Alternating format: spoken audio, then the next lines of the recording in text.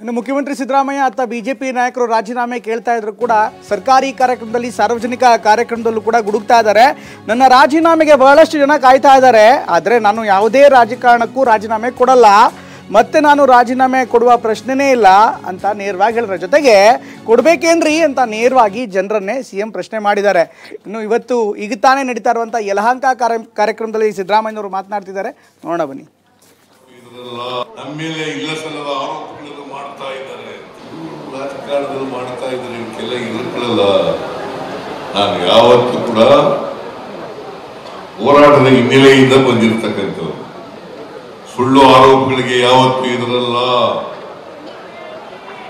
ಸುಳ್ಳು ಆರೋಪಗಳಿಗೆ ಯಾವತ್ತೂ ಇದರಲ್ಲ. ಅವುಗಳನ್ನೆಲ್ಲ ಎದುರಿಸ್ತೇವೆ. ಬಹಳ ಜನ ಕಾಯ್ಕೊಂಡಿದ್ದಾರೆ, ಸಿದ್ದರಾಮಯ್ಯ ರಾಜೀನಾಮೆ ಕೊಟ್ಟು, ಸಿದ್ದರಾಮಯ್ಯ ರಾಜೀನಾಮೆ ಕೊಟ್ಟು. ನಾನು ತಪ್ಪು ಮಾಡೇ ಇಲ್ಲ, ಅದರಿಂದ ರಾಜೀನಾಮೆ ಕೊಡತಕ್ಕಂಥ ಸನ್ನಿವೇಶ ನಿರ್ಮಾಣ ಆಗಲ್ಲ, ರಾಜೀನಾಮೆ ಕೊಡಲ್ಲ.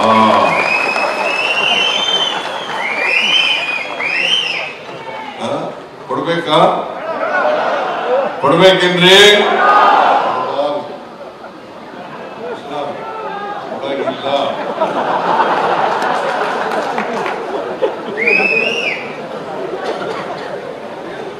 ನಾನೇನು ತಪ್ಪು ಮಾಡಿಲ್ಲ.